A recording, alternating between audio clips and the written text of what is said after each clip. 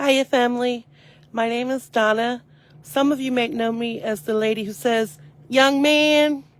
Well, it's been a little while, but we're on part 8 of The Science and Fine Art of Fasting by Herbert M Shelton. And I'm going to just be on this live about an hour, maybe a little longer, I'm not sure. But yeah, and because I'm also going to be going live right after, and I'm actually going to be in Hallelujah Scriptures, the book of Enoch.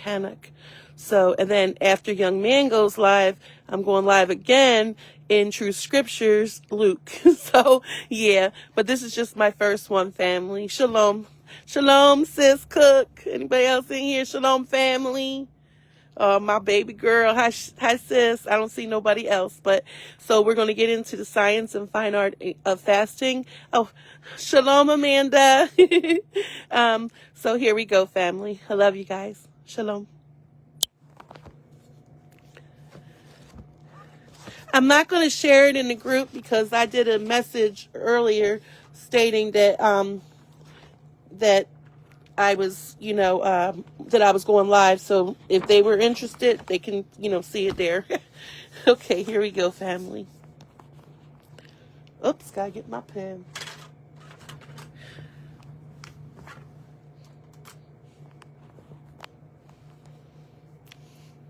Shalom, Kelly. Anybody else? I got Amanda Cook. I don't see nobody else, but here we go, family. Love you guys. Okay, and this was on the chapter was, hold on, here we go. It was a very long chapter, actually. It was, the mind and special senses during a fast. And then we're also going to be doing secretions and excretions. So this is still the first chapter. And it's special senses.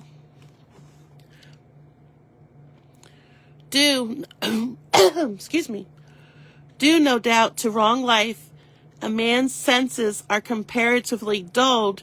In all cases of fasting, the senses become more acute.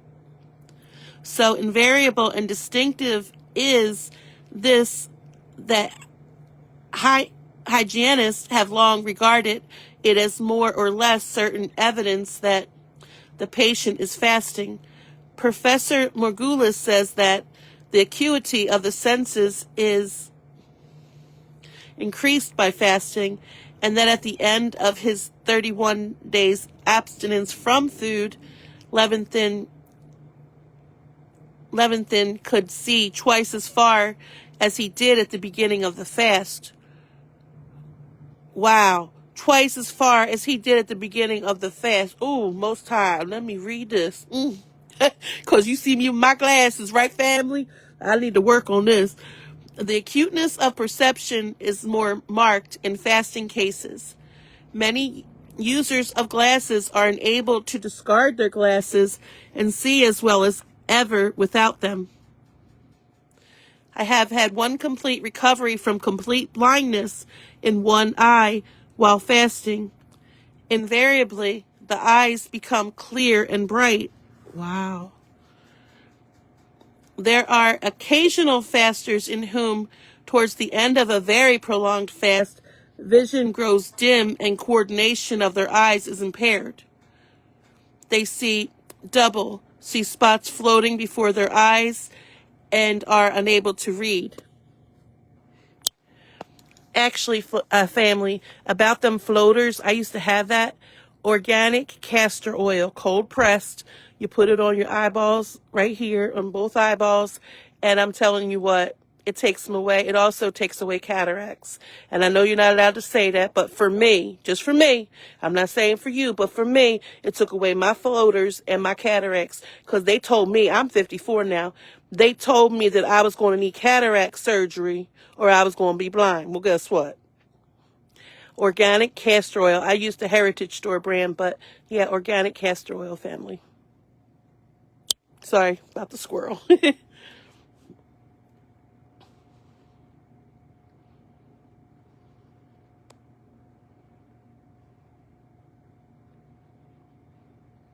I'm I'm just going to read this part again. These are occasional fasters in whom towards the end of a very prolonged fast, vision grows dim and coordination of their eyes is impaired. They see double, see spots floating before their eyes, and are unable to read. This is a temporary weakness that disappears after the fast is broken. Oh, I'm sorry, family. I squirreled. That's just temporarily when it disappears after the fast is broken. I have never seen any permanent injury follow in these relatively rare cases, but have seen distinct and permanent improvement in vision follow.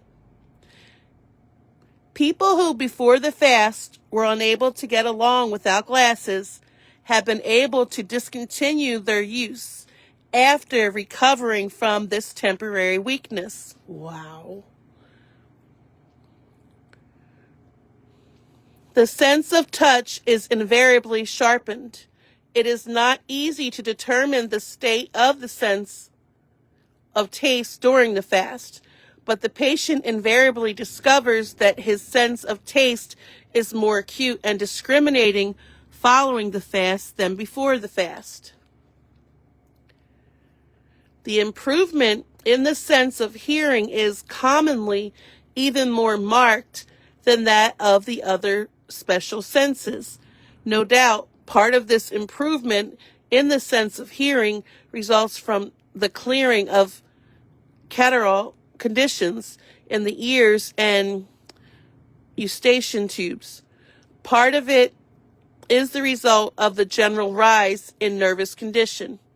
Although no one makes any claim that all deaf and near-deaf individuals can regain their hearing by fasting, it is nonetheless a fact that many deaf people have so regained their hearing. I had one patient who had been completely deaf in one ear for 25 years, who regained her hearing in 30 days of fasting and was able to hear her watch tick at arm's length with her formerly deaf ear. It should be understood that spectacular results such as the recovery of sight by the blind and recovery of hearing by the deaf are not to be expected as a regular result of physiological tests. The sense of smell is invariably sharpened, often as a result of the disappearance of nasal catarrh. But even in those cases where there is no catarrh of the nose, the sense of smell becomes very acute. Indeed, its acuteness is often so marked as to be a source of discomfort due to the fact that the faster smells disagreeable odors in his environment that were not detected before the fast. On the other hand, he derives added pleasure from smelling agreeable odors. The following is from a letter from John W. Armstrong, which was published in the Yorkshire, England, Evening Post, January 6, 1933, and illustrates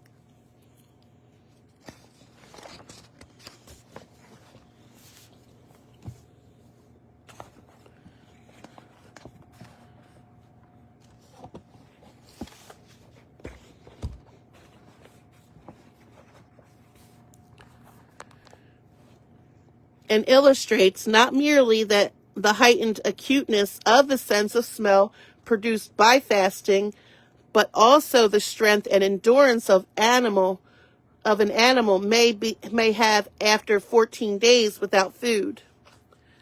Shortly before the war, a discussion between Russian professors of medicine and a body of physical culturists resulted in an acid test being made of the respective fitness and sensitivities of well-fed and starving bodies. Wolves were chosen for this test. 36 animals being kept in a pit where a stream of fresh running water was diverted to run through, and a similar number of the untamed creatures placed in a second pit and fed every day on fresh raw meat and water.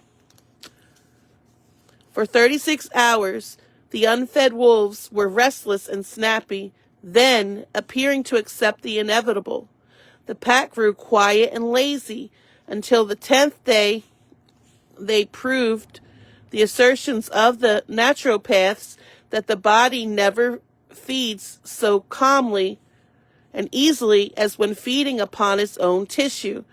By sleeping most of the time, towards the 14th day, they began to grow fierce and superactive, having lost all their flesh.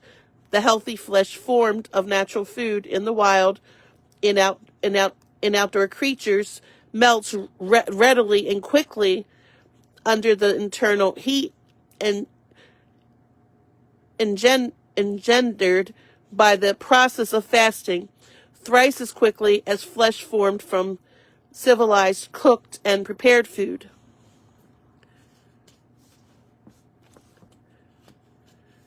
The wolves had reached that stage where fasting is approaching its end and natural hunger is setting in, a stage at which food must be given. Released on the 15th day with a herd of deer many miles beyond them and to windward of both packs, an unfed pack took scent first, set up the chase, and when overtaken by fleet motor cars, had caught up with their prey and dined off the killed deer, leaving nothing but the bones. I leave the reader to judge what this proves, but would add, in passing, the findings of many experienced observers that fasting invariably restores if conducted long enough. The sense of sight, hearing, smell, taste, and touch, and also the gift of speech when lost in a seizure, shock, etc. I do not agree that fasting will invariably restore sight, hearing, smell, etc., but that it frequently does, so is not a matter of doubt. There can be no doubt that all the man's special senses are more or less dulled or weakened by civilized life and by his disease and degeneracy. In fasting, without the recorded exception of a single case, the senses are remarkably improved. Indeed, so distinctive a sign is this that we look upon it as evidence that our patient is fasting. I have seen hearings restored on a fast, catarrhal deafness of long standing, where there are no adhesions in the eustachian tube, is always improved or overcome. Hearing in those who consider their hearing normal because becomes so acute that sounds that ordinarily are never heard are noticed, often to the extent that the faster is annoyed by them. People who have been deaf for years are unable to hear for the ticking of a watch and low sounds that before were impossible. I have seen the sense of taste and smell, which had long been paralyzed, restored to their normal condition while fasting. The sense of smell becomes so acute that the faster is often annoyed by the odors in his daily environment that he never before knew existed. People who have worn glasses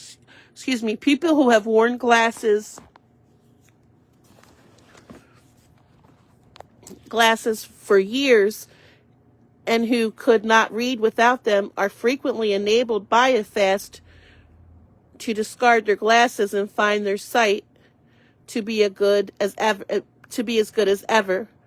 The eyes also become clear and bright. The sense of touch becomes very acute.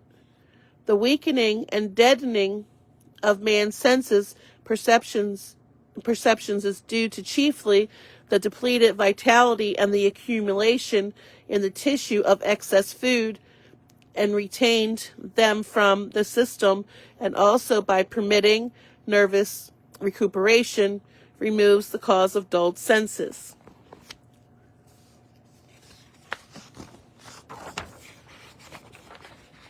Shalom, everyone. We're on chapter 12, the science and fine art of fasting. Chapter 12, which is secretions and excretions. The secretions of the body on the whole are either suspended altogether or greatly reduced during the fast. Secretion is commensurate with need. The body is not wasteful of its supplies, as a brief study of secretion will show. Saliva. The saliva is greatly diminished, Von Norden says of Suchi's experimental fast. The secretion of saliva diminished in acute starvation even when water was taken ad libitum. Thus, Suchi, on the 7th day of his fast, only produced as much saliva by the movement of his jaws in 3 hours as under ordinary circumstances is secreted in 5 minutes. Saliva changes during the fast from its normal alkalinity to a neutral or slight acid condition. It again becomes alkaline upon the return of hunger or after eating is resumed. In some cases, the saliva becomes very foul and possesses a very unpleasant taste, sometimes even causing vomiting. Ew. In certain cases, it may be thick, tough, transparent, gelatinous, slimy, and then gray, yellowish, greenish, and even pus-like. Ugh. Ugh. Gastric juice. The secretion of gastric juice is continuous throughout most of the fast, but in a greatly diminished quantity and is of a weakly acid character. At times, its secretion may be stimulated by the usual factors responsible for psychic secretion. In cases of gastric hyperacidity, gastric distress continues and may even increase during the first 3 to 4 days of the fast. The hypersecretion, however, soon ends. Discomfort wanes and finally ceases entirely, and after a few more days of fasting, eating may be resumed without the previous distress. No experts of large experience who hold regularly the secretion of gastric juice recommends until the next meal is taken. On the other hand, I have seen a few cases that regurgitated and expelled gastric juice after the fast had progressed 2, 3, and more weeks.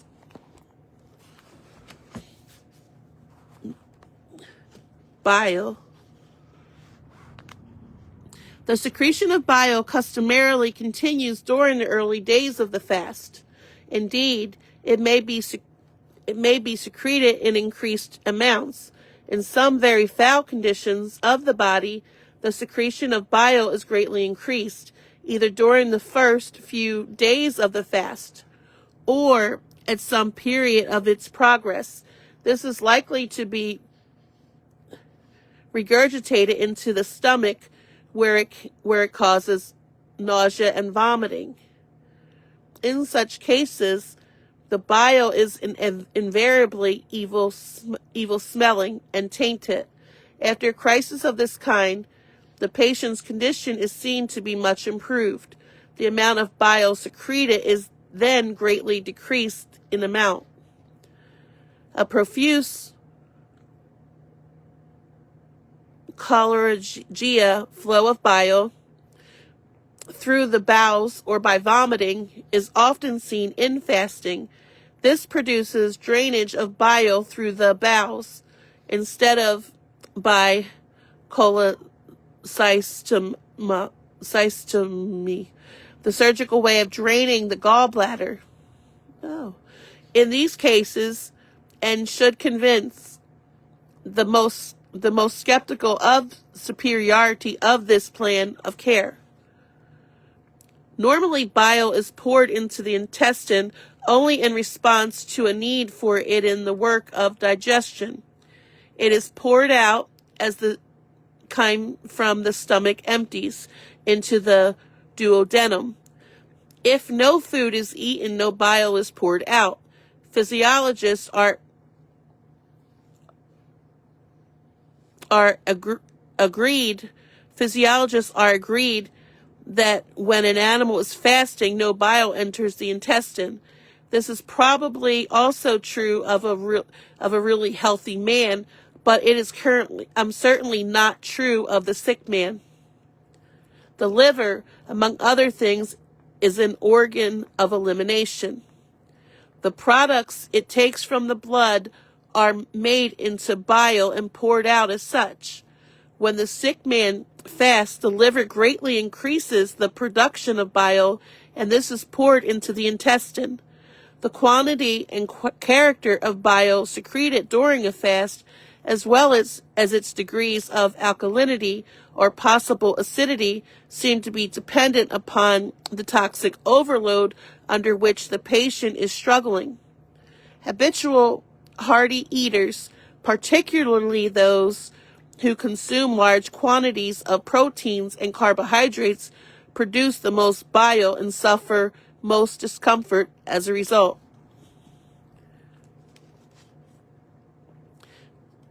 Observations upon thousands of fasting cases have convinced me that the sooner the overproduction of bile commences after the cessation of eating, and the more bile is thrown off, the more rapidly the patient recovers his or her health. The patient is cleaning out. It is doubtful if such bile would have much value as a digestive fluid. In many cases, at least its alkalinity is greatly reduced, and it may even be slightly acid at times. When vomited, it ranges in color from almost that of water, having but little bile pigment in it, to very dark. It often has very offensive odor, not an odor of decay, and is commonly mixed with large amount of mucus, and this latter coming largely from the stomach, no doubt. Such bile must be considered as almost wholly a product of the excretory function of the liver. The secretory function is probably at rest like that of the glands which secrete digestive juices.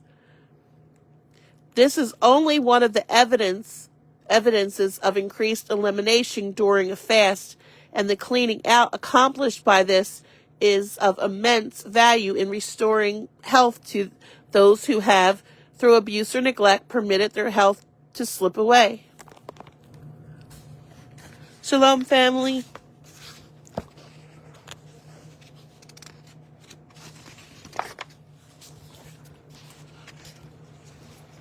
I'm really liking this book. Pancreatic and intestinal juices. The pancreatic and intestinal juices are reasonably thought to be secreted in reduced quantities. It is known that they are weaker in digestive power than normally, but little else is known concerning them.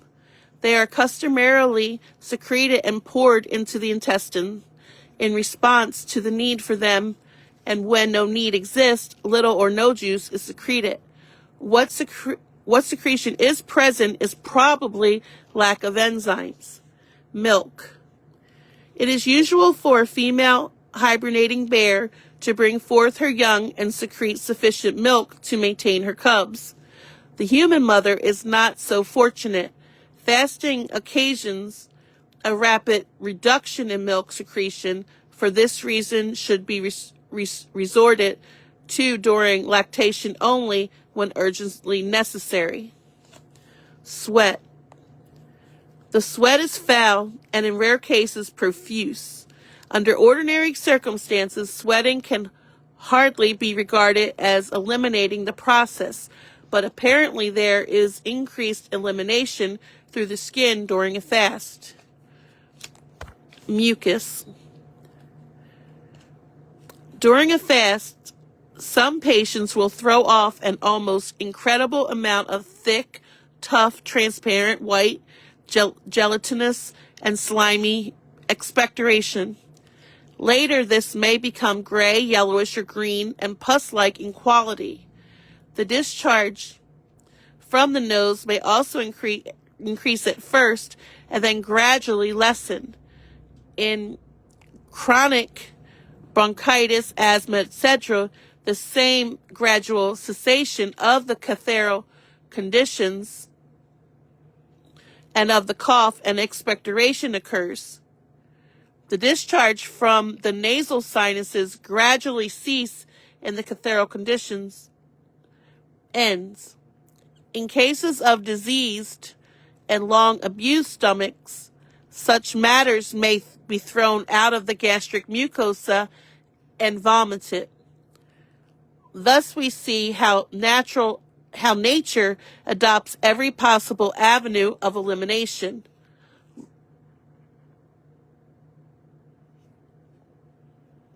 As a means of cleansing the system. In cases of mucus colitis, the amount of long, tenacious, worm-like ropes of mucus that will be passed is astounding. After a time, this ceases and the disease is ended. Acid secretions of the vagina, leucorrheal discharges, etc., soon cease and the secretions become normal through fasting.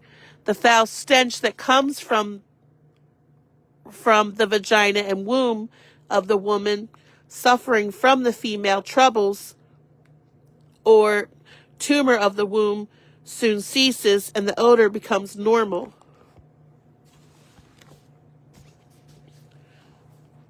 Urine. The volume of urine excreted during a fast, as at other times of life, is determined by the amount of water consumed and by the amount of sweating done. In the early days of the fast, the urine is invariably dark in color and high in specific gravity, strongly acid in reaction with abundance of urea, phosphates, and biopigment. Its odor is foul and strong. It becomes lighter in color and loses its offensive odor as the fast progresses. After the first increase elimination has passed, specific gravity is lowered and the quantity of mineral substances decreases. Specific gravity may go as low as 1.010. Its acidity is increased at first, but towards the end of a complete fast, the urine may become neutral or even alkaline in reaction. Dr. Hazard says, the hibernating bear never soils his den with urine or ordure, for no waste is formed. Consequently, none is voided. This is very marked difference between hibernation and fasting. Examination of the urine of Suchi made by Apollo and Soulard showed its toxicity to be much increased. Dr. Kellogg draws from the increased elimination of toxins from the body. The strange conclusion that it shows conclusively that fasting is not an efficient means of cleansing the body of poisons. The increased elimination of toxins shown in the case of Suchi proved Dr. Kellogg that elimination is checked. True, he thinks the increased urinary toxicity results from absorption from the colon, but there is no reasons why there should be more absorption from the colon during a fast than when one is eating, and certainly there is less in the colon to be absorbed. Kellogg tells us that fasting produces all the evidence of intestinal auto-intoxication. This is decidedly not true, but on the contrary, fasting is the speediest means of eradicating such intoxication. It makes me wonder if Kellogg's part of that cereal company. Am I the only one that thought that? It has been my observation that intestinal auto-intoxication is found in those who habitually eat and eat excessively. In discussing intestinal auto-intoxication, Kellogg himself traces it chiefly to dietetic errors rather than to fasting.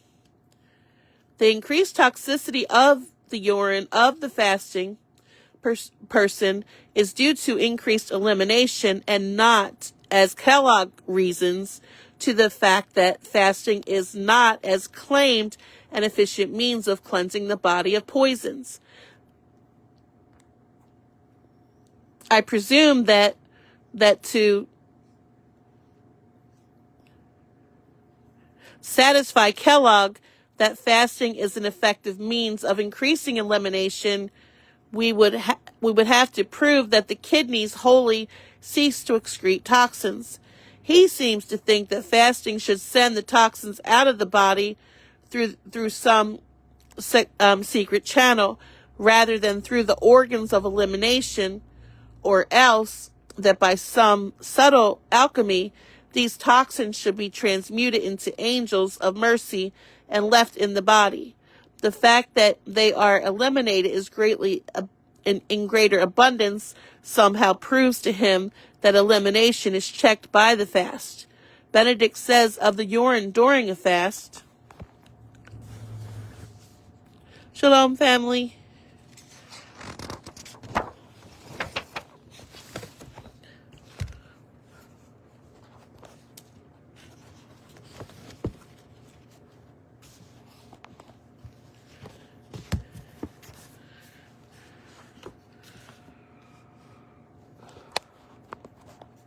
Sorry. Complete fasting during which no water is consumed results in lowering in a marked manner the total amount of urine voided per day. In general, when water is taken during a fast, the volume of urine approaches more nearly that voided by people under normal conditions.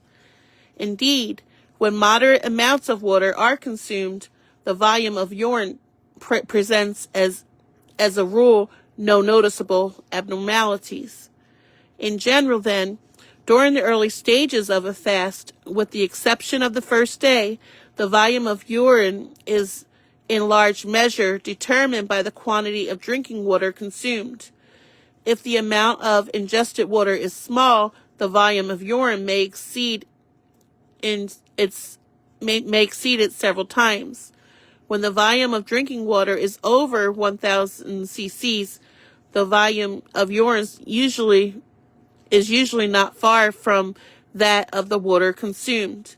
In all of the samples of urine, whether tested by periods or for the whole day, the reaction was acid. The pressure of other work prevented an acute determination of acidity.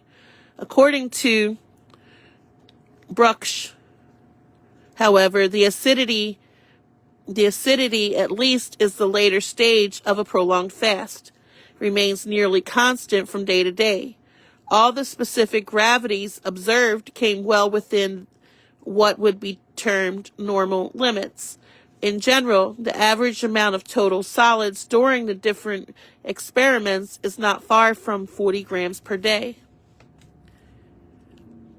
This only data regarding the ash eliminations during fasting with which we are familiar are the quantities in the urine of J.A. On the last day with food, the total ash of urine amounted to 23.0 grams in the 5 fasting days. The total ash The total ash eliminated was 14.7, 6.7, 5.7, 5.0, and 4.5 grams, respectively. In general, the amount of organic matter eliminated ranges somewhere between 30 and 40 grams. The proportion of ash in total solids, as a rule, is greatest on the first day and markedly less on the second day. There is a tendency for the nitrogen excretion to approach constancy on the fourth day.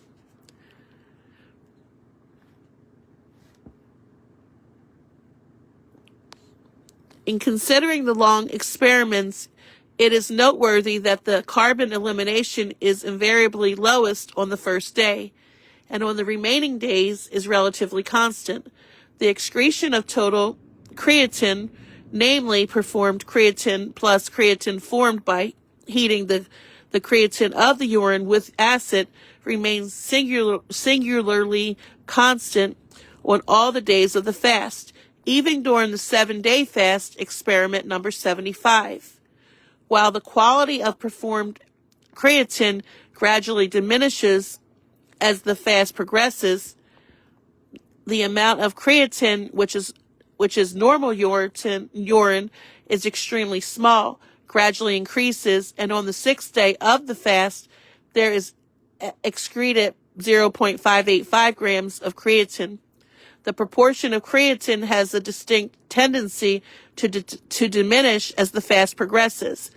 During even a short period of inanition, the uric and output may be greatly reduced.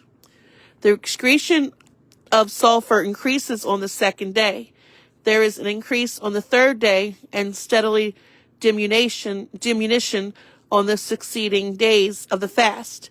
There is, as a rule, a tendency for the phosphoric acid to increase for a few days after fasting begins, and then they subsequently diminish. The chlorine elimination on the last food day is invariably larger, and on the first fasting day, there is usually a marked diminution in the amount.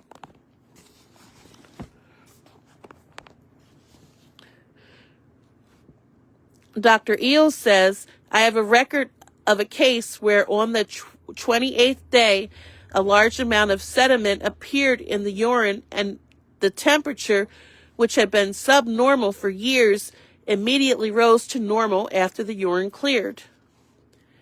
This case is of interest, not merely as indicating increased elimination of toxins by the fast, but also as showing how the fast brings about a return to normal temperatures in cases where subnormal temperatures exist.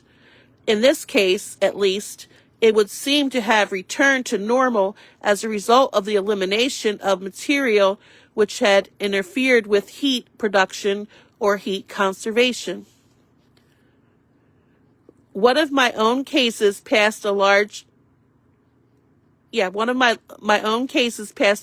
quantity of sediments in the urine, which was flaked and looked like flakes of iron rust.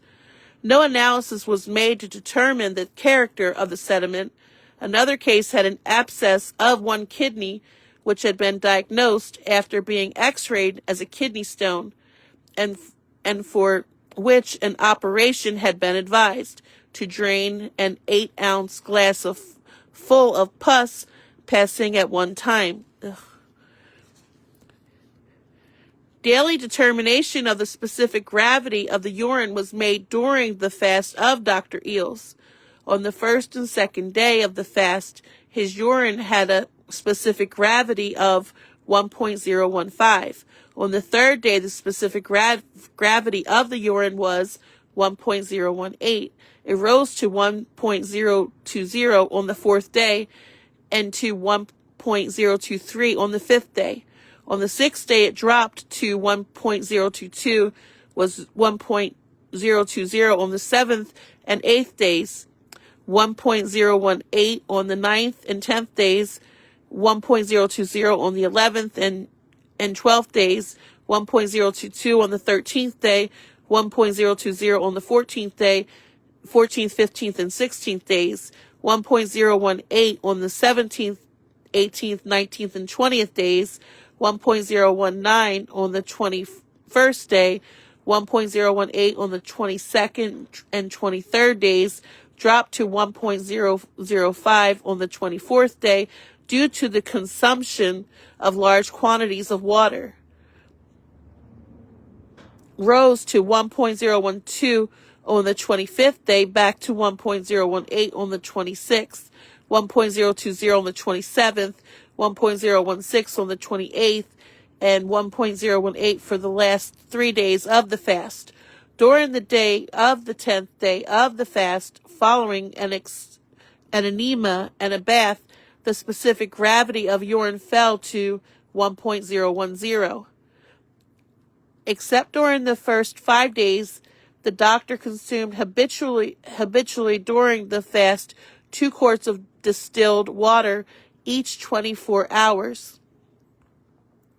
The volume of urine kept up through the whole of the fast, about 65 ounces being excreted every 24 hours.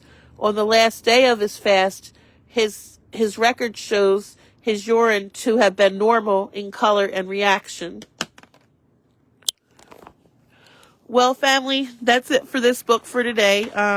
Probably going live tomorrow, and it's bowel action during fasting. That's what we're going to be reading tomorrow. But I'll be going live in about maybe 10 or 15 minutes, and I'm going to read Enoch from the Hallelujah Scriptures extra biblical book.